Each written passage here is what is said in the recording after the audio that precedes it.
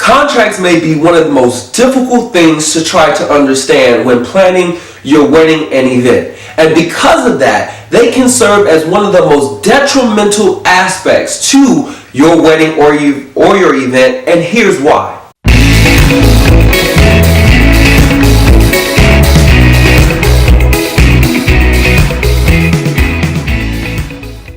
Hey everyone, my name is Andrew from Andrew Roby Events, and we are event and wedding planners based in the Washington, D.C. area. So yes, contracts can be a very complex document to look through, especially if you are not sure what to look for in your contract. So today I wanted to provide you with some key elements that you should pay attention to when you receive a contract from a vendor when planning your wedding or your event. So the first thing that you must pay attention to is the admin aspect of your contract. The admin aspect includes who you are, your address, your contact information such as your phone number and email at minimum, and it must have the same information on your vendor, the person that is sending you that contract. The reason why you want to make sure that this information is on there to include the day of your event, how many people are possibly at your event, and the type of service that the person is providing to you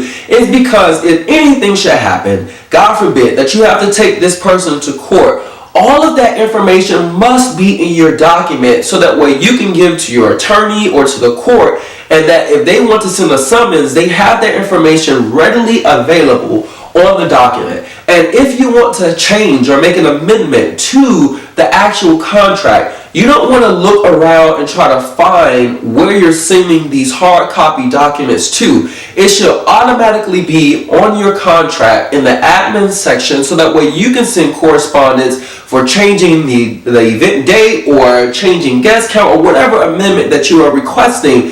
Send it in writing to that address, because that is the company address that receives information in writing. So it's very important that you understand that you have to have both your and the vendor's contact information in your contract. The second thing that you have to make sure is prominent in your contract is what is that vendor providing to you. And not only what the vendor is providing to you, but quantifiable information on what the vendor is providing to you. What is quantifiable information? What I mean by that is that, say I am a florist and I am providing centerpieces for your reception.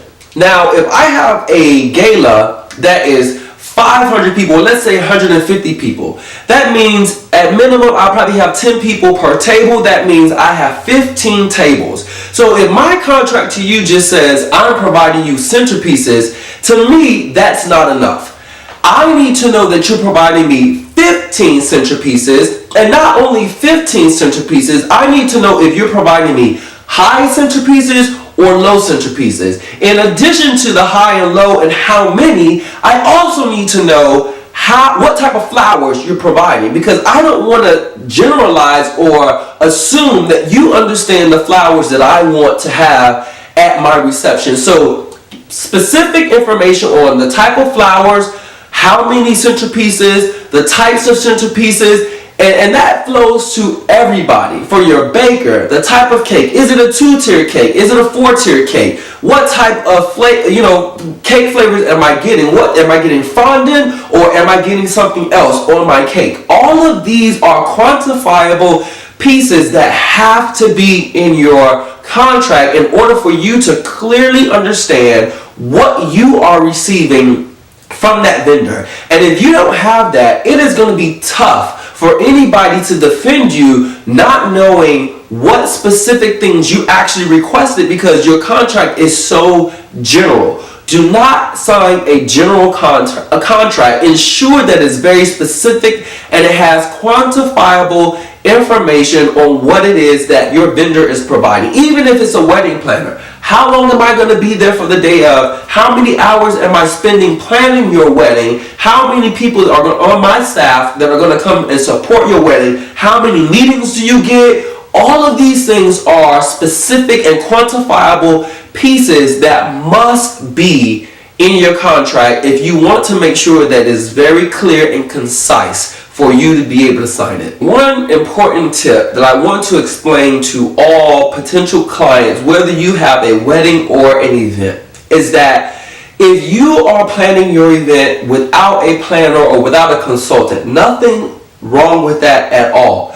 However, after you sign your contract, there is little we can do as a planner to help mitigate problems that you may be facing with your vendor that you signed the contract with. One, we're not lawyers, so we can't really come in and defend you. We can only provide recommendations as to what you can do to try to solve the problem, because contracts are legal documents that you sign between you and another party. So if you have to take them to court or anything like that, we can't get involved in that, because we came on after you actually signed the contract and agreed to their terms and conditions that is provided on the contract. So I encourage each and every one of you, even if it's contacting a wedding planner or contacting someone that is very familiar with contracts and saying, hey, can you look at this contract? Can you let me know if this makes sense? These are the things that I want, and I want to make sure that this is actually reflected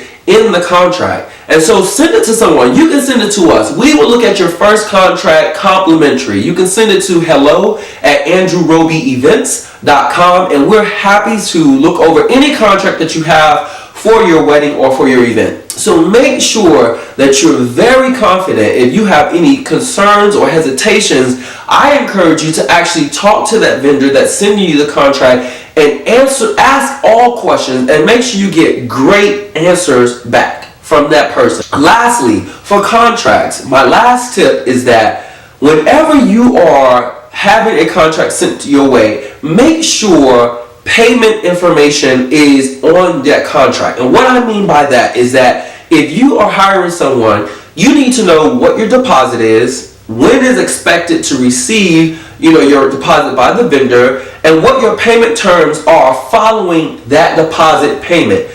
Am I paying every month? Is it split up over a course of months? Do you want my final payment 10 days before the event? Or do you want my final payment 30 days before the event? Whatever it is, that information should be provided in your contract.